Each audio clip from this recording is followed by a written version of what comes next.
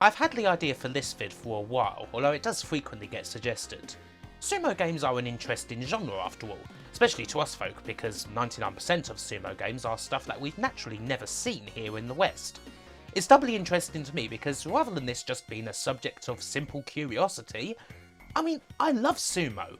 Always have, ever since it used to be on Eurosport back in the 90s. I'm familiar with some of these games already as it happens, and we've got some real good ones here. From what little I've seen online, there's a preconception that sumo games are pretty simplistic button mashers and generally not that good. However, I'm here to say that actually, the best sumo games are a lot more complex than they might be given credit for, and provide a unique take on one-on-one fighting. So, with that in mind, here's a potted history of sumo games. We've got 10 of them. There's a few more than that, but these are the ones that I think best represent the sport's journey. And so, without any further ado, it's time to let out a hearty Hakkioi and get on with the slapping action. We begin with two arcade games, either one of which could basically be the first proper sumo game out there. Technos' Susei Azumo and Data East's Azumo the Grand Sumo, both released in 1984. They're both a bit different from each other, although they set out what we're largely going to see. Your credit gives you entry into a heavily cut down basho, which is the name for a sumo tournament. You have 3 matches instead of the usual 15, and you must win 2 of them to proceed to the next level. In both games you have the option to slap and grapple when you come together, and as with Japanese wrestling games, there's more to things than simple mashing. There is mashing, but in particular with Susei Azumo, you have to time an actual attack when the bar gets as close to the top as possible. That's kind of the key to victory. Technos' game is the one that looks a bit more like an arcade game. It's certainly a lot more exaggerated in presentation than Data East's title, which is considerably more grounded in reality. They're both pretty cool games. You're going to get at least 3 matches with each credit, which I think is pretty fair as far as arcade games go. Data East's game is a bit more simpler perhaps. In the main, button mashing is kind of the order of the day for both of these. For being the first sumo games, both are quite cool, although neither are as influential on this little subgenre than the game that we're going to see next. I'd still recommend having a quick look at them, mind you.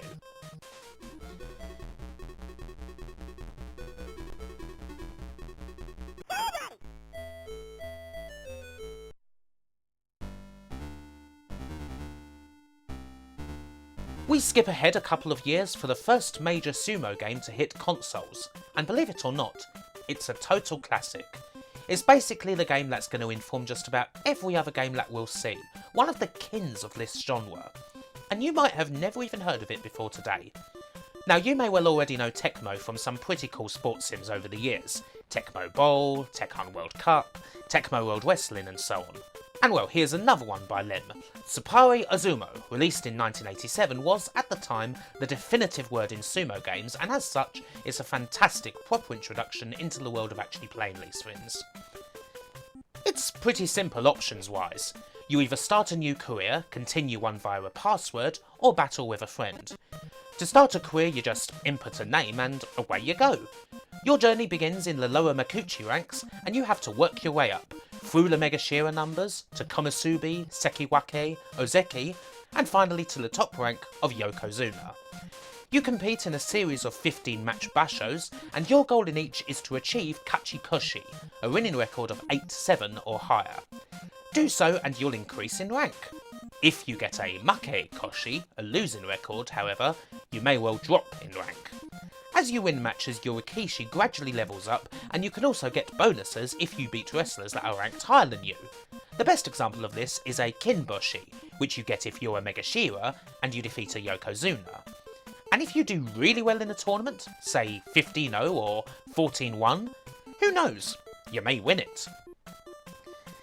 This game may look quite intimidating, considering it's mostly in kanji, which very few people understand, and Lord knows I don't, I barely speak English. But really, it's simple enough to play. The controls are straightforward. After the ceremonial proceedings and the salt throwing ends, and the Goji, the referee, in this instance played by Tecmo's rabbit mascot, brings you together, you have a fair few options. Broadly speaking, B is used for slaps, or oshidashi, as well as initial grabs or even special throws. Another good stock technique is forward and A, which grabs opponents by the belt and tries to push them out. This is known as yoikiri. There are plenty of other moves, lifting opponents up by the belt, slapping them down, turning them around when you're on the edge. You get to grips with these quickly as generally they correspond to natural directions and buttons. The more moves you successfully execute, the more you sap the opponent's energy and the more momentum you obtain. When the bar flashes, it's possible to execute a special kimarete, or finishing move. In this example, I have chucked my fellow Rikishi many feet into the air, sending him down with a massive crash onto the doyo, and most probably killing him outright. Well, never mind. For this I will no doubt obtain a large reward of Kenshokin from the Gyoji at the bout's end. Bouts are usually pretty quick, although they can be filled with drama. Sometimes you get an easy opponent who you just quickly put away with forward and A or whatever. Sometimes you have a match that you just simply can't win yet because you're not skilled enough. Naturally, it's the matches against those closer to you in skill that end up being din-don knockdown drag-out fights that could go either way, and that's where the game really gets fun.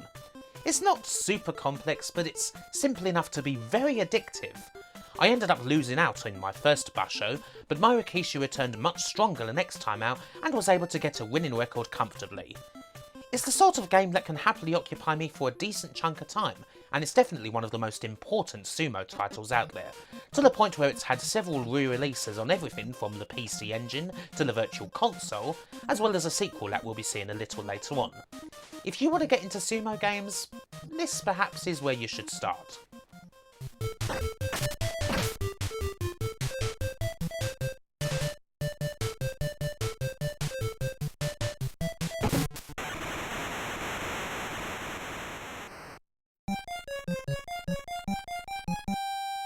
There are a fair few other Famicom sumo games, most of which follow the template set by Sapporo Izumo, but I'm just going to highlight one out of this lot. Chiyonafuji no Oicho, released by Face in 1990. The main reason why I highlight this one is because not many of these sumo titles are licensed games, mostly they're more generic than that. This is an exception, however, being that it highlights a specific Rikishi, no less a figure than the almighty Chiyonafuji, who dominated the sport throughout basically the whole of the 1980s. If any Yokozuna's worthy of a game named after him, yeah, this guy fits the bill. And the game itself is actually pretty okay. A bit simpler perhaps than Sapporo Izumo, and the fights tend to resolve themselves a hell of a lot quicker. The fun exaggerated animations are still around, what with people crashing headfirst through the doyo and so on. And you can also happily watch the CPU wrestlers do their thing whenever you want, either in real time or fast forward. Or if you don't want to bother with that, you can just skip to your own fights. The main thing about this game, the main innovation, is that it brings a special meter to the table that you fill using the down button, and that you then use to perform moves. You have to constantly refill it. This is an innovation that we're going to see a lot of later on. It's not a bad game at all, although my personal preference is to Tecmo's game, as you can probably guess.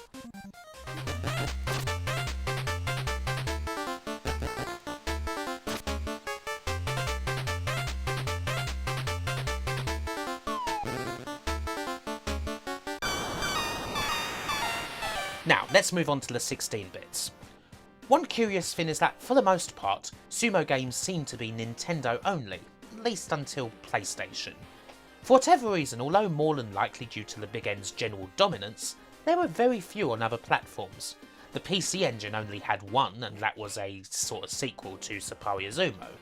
The Mega Drive also only had one, and it's Harumanada, released by Sega themselves in 1993, and a fair bit different to the games we've seen so far. It's also another licensed game. This time, Harumanada is based off of a popular manga and anime. It's considerably more arcadey than other games we've seen, complete with a straight health bar as opposed to any attempt at momentum, and honestly, it's not very good.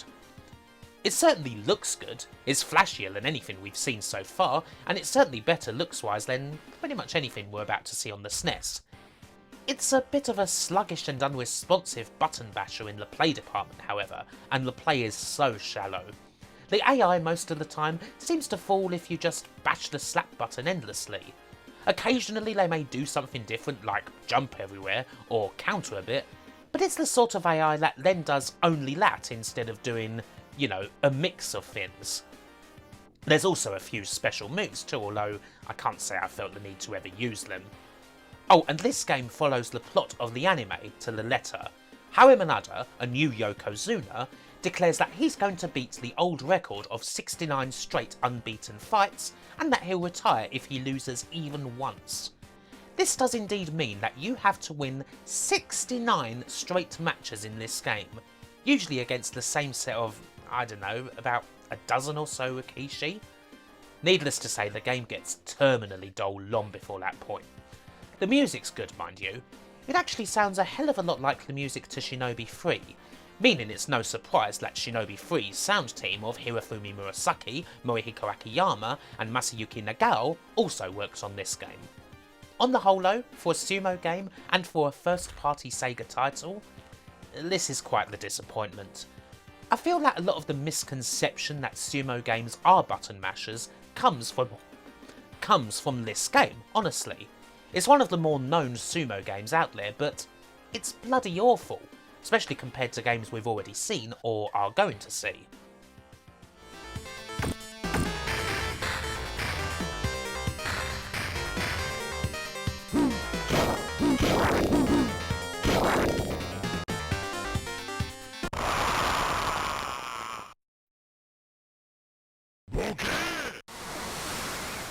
And indeed, on the SNES, sumo goes from strength to strength. We've got two awesome titles to look at here. The first is Tecmo's proper follow-up to their original NES classic, Tsupare Ozomo Rishin Shuseihen. This is a pretty good sequel, even if it generally follows the same formula as the original. If you've played that, then you should already be very familiar with how this game works. And if you haven't, it's very easy to pick up and play. These are probably the sumo games that I would recommend most people to start with. It's still got that nice cartoony feel about it, and it's very addictive. Mainly because bouts just come and go so quickly, you can easily get through a basho or two with no time at all, while having plenty of fun. Upgrading your Rikishi isn't just a matter of eating bowls of natto either. There's now stats to play with, as well as specific upgrades through mini-games between each basho. It's a jolly fun sequel, although it now has a different and much more serious contender on the other side of the doyo.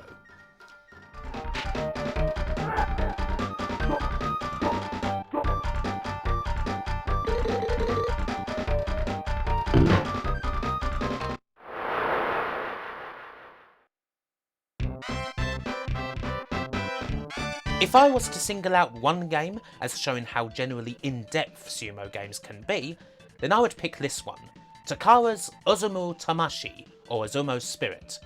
It's a very different game from what we've seen before, one that's tougher to get into. A proper simulation of sumo that, once you get to grips with it, becomes really satisfying to play. While the aim of the game is naturally the same as most others, create your Rikishi from one of the few bases that are on offer and then take them up the ranks, the fighting is very different. You may well look at it and wonder how on earth it works at all. So, let me explain. At the start of a bout, you'll notice the middle meter there is going Garrity. You want to press Y when it's as close to full as possible, as this will give you an advantage at the start. This meter is the same as the one in Chiyoda Fuji on the NES. You use it to perform moves, and you charge it up using Y. Now don't hold it down too much, because it does reset to 0 once it's full, but just enough so you've got a full bar to play with. Now I take this bar basically to represent controlled breathing. The other buttons correspond to various grabs, shoulder buttons are used for slaps, and everything's about timing. The top and bottom meters are for endurance and resistance respectively. Resistance does go up slowly when fighters are together, but endurance is a limited resource that goes down when moves are performed on you and when you perform moves. The lower that both of these meters are, the more chance you have of losing the fight. Basically, there's stamina in play here, so you don't want to go crazy performing moves willy-nilly. Another thing to mention is the hands below the meter. These come into play when you're grappling, and they represent the grip that you have on your opponent's belt. You use the A button to try and get a grip, and it's quite important to do so. Certain throws, which you can perform with X, can only be done with a one- or two-handed grip. Quite clearly there's a lot to think about with this game. As I said, it's hard to get used to managing these meters. Even with all of this in mind, you will lose a lot when you start playing. You may even lose every match in your first basho, but that doesn't result in a game over or anything. You just dust yourself off and move on to the next tournament. Eventually, you'll start to get to grips with the game's timing and you'll start winning. And winning in this game is very satisfying. Azumo's Spirit, as you can see, has a much more realistic presentation than the other games that we've seen, which goes a long way to making it feel like the most earnest attempt at recreating the sport that we've seen so far. I would go as far as to call it the genre's equivalent to Fire Pro Wrestling. There's a moment, much like that game, where everything just seems to click and you just get it. If you're unfamiliar with this little genre, I wouldn't recommend that you go to this one first. Tecmo's games are much more friendlier, but this is definitely one to play because it's a brilliant little game.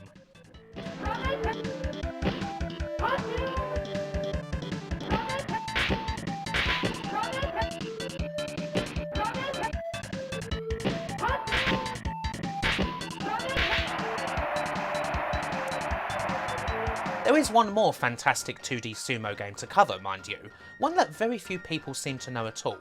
I think I could find literally one video on YouTube for it, but it's awesome. It's on the PlayStation, and it's a part of the Simple 1500 series of budget titles. It's volume 58, and it's simply called Le Sumo. These Simple 1500 games can be variable in quality, but when they're good, they're well worth the price. And this sumo game turned out to be a highly addictive and very welcoming little bruiser. And once again, it's a game that destroys the misconception that sumo titles are just plain old button mashers. So, what do you do here? Well, you don't have to go into the full basho if you don't want to. You do have a more arcadey mode to play with, as well as a regular versus mode. The meters are a bit simple here, just momentum and resistance really. You can deliver some very satisfying slaps when the rikishis aren't together, and when they are, well, you'll notice the meter that goes up. You've got to press the button for your move when the meter's as close to the top as possible, sort of like Fire Pro again in that it's all about timing, do not mash. If you win that, the bar will flash on your side, at which point you perform your move with another button press, whether it be a throw, picking up by the belt, or just general pushing. Not as complex as Azumo's Spirit perhaps, but the excellent animation and the sound effects really do contribute to this one. There's other nice little touches, such as a painting of the finishing move once the bout's over, and like all the best sumo games, it's so fast paced. Before you know it, you've already played a whole bunch of bouts and you're looking to play even more. This is one of my favourite sumo games, and it's definitely one that you should seek out.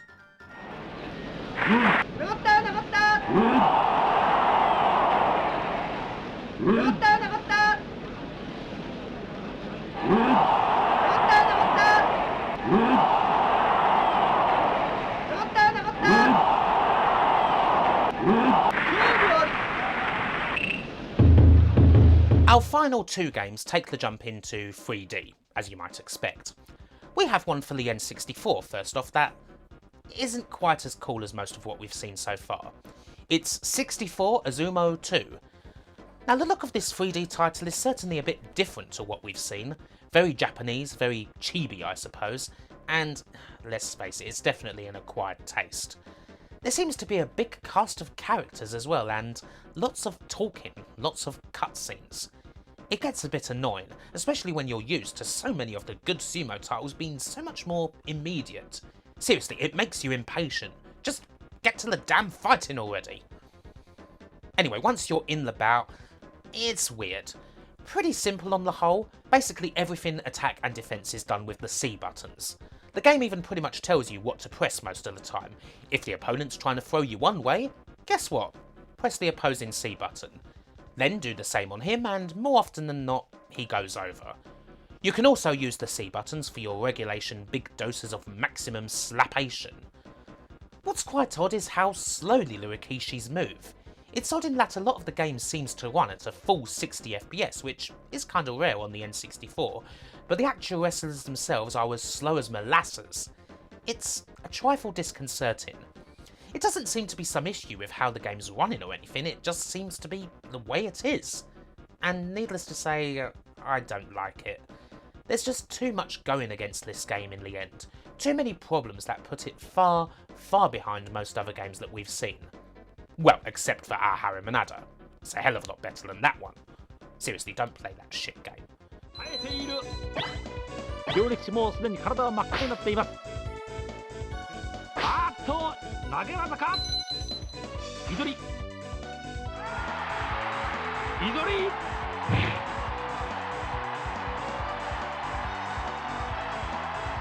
And all too suddenly, we've come to our last game. It seems that much like Japanese wrestling games, sumo games had a pretty hard cut-off after the PS2 era. After then, it doesn't seem like anyone was really interested in spending the money to make any more of them. You get the odd casual game here and there that has a bit of sumo here and there, something like Sumotori Dreams for example, but that isn't really what we're covering in this video.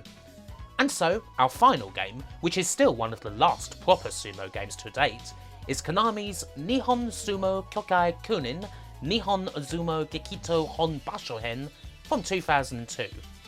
You can just call this Japan Sumo Association's Tournament 2 if you want. Most of the games we've seen so far have been unofficial affairs, although as you might expect a lot of the wrestlers in those games have been similar in name and appearance to real life sumos. Konami's game, on the other hand, is an official affair, featuring a lot of Rikishis who are active in the early 2000s, and I do believe a few legends as well. Annoyingly, the character list is kind of bare in the beginning. You have to unlock a lot of wrestlers, which I presume you do through facing and beating them in bashos. Still, there's the likes of Musashi Maru, Asashoryu, Takanahana. Some names that you may well know are here, so long as you watch the sport. Once again, we've got a whole new system to learn. Naturally, we've got the pre-fight preparations to go through first, the salting of the ring, the announcements, the sponsor boards. It's all here. It's an excellent presentation to be sure, although you're probably going to be skipping through it after a few bouts. Once you get into a fight, you'll find that most everything is done with the analog sticks. The left one, as you might expect, moves the wrestler.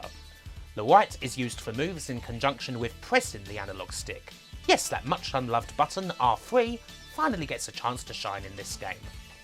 If you're not together, R3 and a direction will perform slaps and charges, and when you're grappling, they'll attempt throws. The face buttons are used purely to counter attacks. You'll see the command come up, and you've got to be quick to make a movement that corresponds to it. And there's also L2 and R2. You use these buttons to get a grip onto your opponent's belt, and once you've got it, you hold these buttons down for dear life. A good grip naturally results in a stronger attempt at a throw. Stamina is very much in play with this game, as you should expect. Sumo is a sport about being very explosive and decisive. You cannot just perform moves willy-nilly. Seriously, if you try and perform 2 or 3 moves in quick succession, just hammering buttons, your Rikishi will be completely shagged out and he will be thrown to the ground immediately. You've got to know when to sit back and defend, and when to attack. It's a balance, as obviously you can't just sit back forever. Once again, it's going to take a good few fights to get used to this game's system. You're certainly going to lose a lot of bouts in the beginning. And again, once you do get used to it, winning is very satisfying. It definitely feels like you've earned that victory, and you've earned that big ol' envelope full of yen. Having said all that, while this game is good, and certainly as good as 3D Sumo has ever gotten, sumo games just seem to feel more at home in 2D. They just work so much better there. Now it feels kind of odd to say that. Sumo is something that's gotten a little bit old-fashioned over time, as well as less commercially successful, which has surely contributed to the complete lack of sumo games over the past, nearly 20 years now.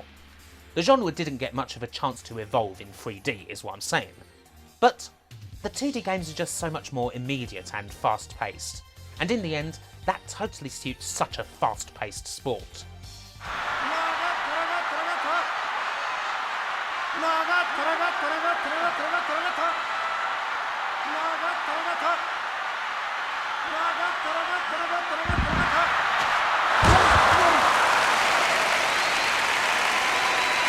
And with that, we're done.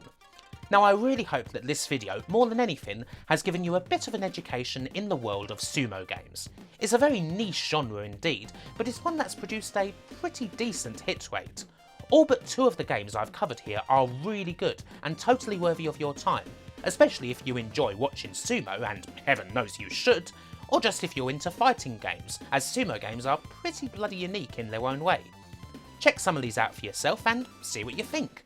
Before you know it, you could be fighting for a place on top of the Banzuki, and that prize of a big old golden sea bream could be yours. Bye for now.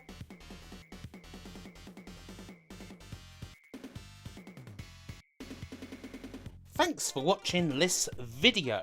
Now if you like this video, please do comment on it. Perhaps you've got some awesome sumo games that you like yourself. Be sure to have a look at my social media, particularly my Twitter. And if you like my stuff, you want to support it, you want to see exclusive stuff such as wrestling videos, for example, have a look at my Patreon. You could join this list of awesome people right here.